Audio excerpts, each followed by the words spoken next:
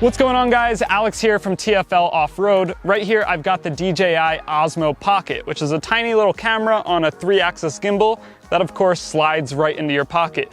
We've been using these a lot to make our videos here at TFL recently, so in this video I'm going to show you how to use this, what it's good for, and help you decide if it's worth the money.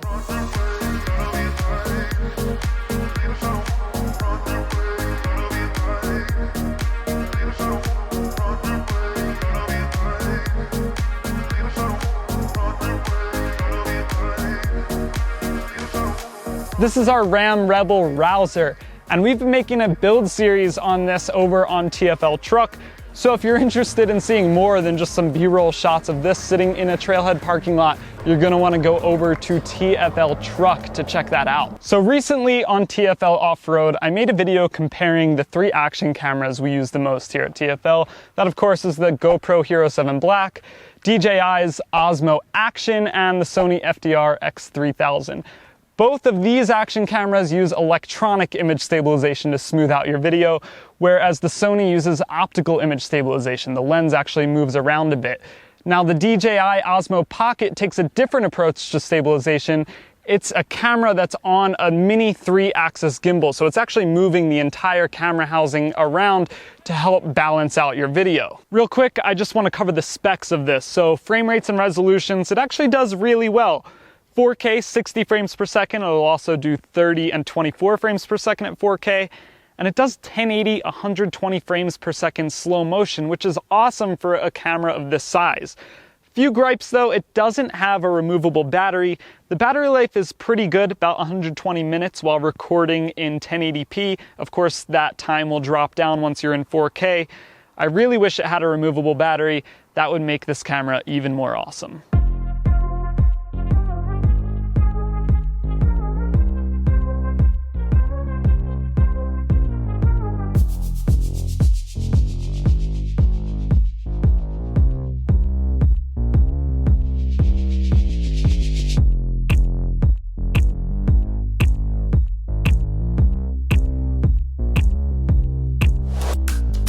That entire sequence was shot just on the Osmo Pocket as a standalone unit. I did not have a phone connected, but you can connect your phone. There's a lightning connector right here, and that's removable. They give you a USB-C connector in the box as well in case you're using Android.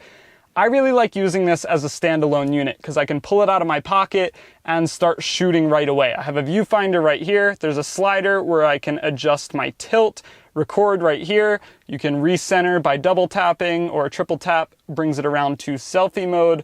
So it's pretty easy to use. The menu system is a little clunky on the actual device. There's no text. It's all logo based. So if you don't know what the logos mean, then it's really hard to use. But the second you connect your phone into here, you get a viewfinder, so it makes framing up your shots nice and easy, just like that. You can start and stop recording, use some of the other modes that are harder to access in the Osmo unit itself, but I really don't like using it that way. It's much easier to just pull this out of my pocket, and DJI makes an Osmo Mobile, which is a 3-axis gimbal for your phone, and it's much cheaper. So if you want to record with your phone and you're going to pull your phone out of your pocket anyway, I think the Osmo Mobile makes more sense. With this, I just use it by itself. Okay, so here's a little selfie test with the Osmo Pocket. We don't use these cameras in this way, but you could if you wanted to. This has the equivalent of a 26mm lens on a full frame camera, which isn't the widest thing in the world. It could be wider for selfies, but if I hold my camera all the way out, I can definitely get what I want in the frame. Right now, there's a feature called Face Track on, which means there's a little green box around my face, and the camera's trying to follow that. I, of course, can tap and turn that off, and now we just have a more natural way of tilting the camera, and I have to manually try and keep myself in the frame. Audio doesn't sound too bad either. Actually pretty good for being a camera of this size. Much better than a GoPro or the Osmo Action. So how about video quality? I have to say I'm really impressed with the video that this thing puts out. In 4K, everything looks super crisp and clear, and the colors are really nice as well. Now, the depth of field isn't great. You're not gonna get crazy blurry backgrounds or anything, and the focusing distance is not amazing as well. I can't really get close-ups, and if I wanna get this RAM logo, for example, this will be too close to keep in focus. That's not a huge issue though, because we're using this for more general B-roll. Now, as far as the stabilization goes, it's pretty good too. This tiny little gimbal isn't gonna be enough to take out major bumps and shakes when you're off-roading, but for what we're using it for, getting general B-roll of cars, it takes out the natural handshake that you have while holding a camera, which is exactly what we want it to do. It works great. Now, as far as audio quality goes, it's really good too. You could use this as a vlog camera, as I demonstrated earlier. No issues there. It sounds much better than action cameras made by DJI or GoPro. Overall, I'm really impressed with the quality of this camera. What you get in the box is pretty limited. You of course get the Osmo Pocket itself. You get the lightning connector as well as a USB-C connector. You get this neat little carrying case, which helps keep the camera safe and also will help some dust and debris getting lodged inside of the 3-axis gimbal. And you get a charging cable. They make a bunch of accessories for this. For example, a little thumb wheel for controlling tilt.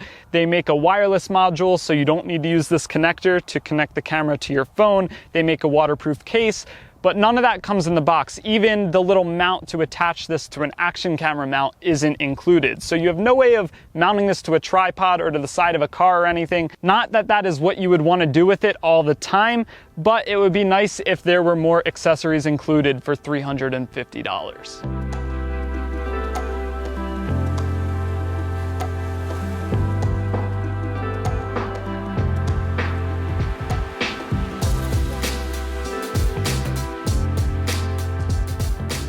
So what are my thoughts on this Osmo Pocket?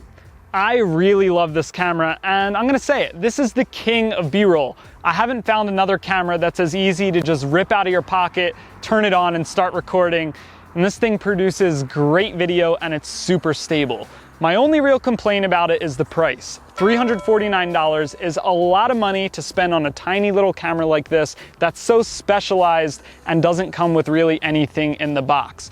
If you already make videos and you know you need something to kill your B-roll, get this camera, you'll love it. But if you're just starting out in video production, there's a lot of other products I can recommend for $349 that are much better than this.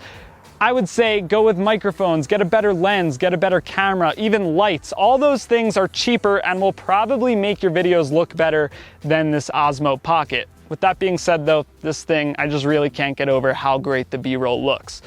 Thanks for watching. This has been Alex with TFL Off-Road. Don't forget to go back to TFLoffroad.com for more news, views, and real-world reviews.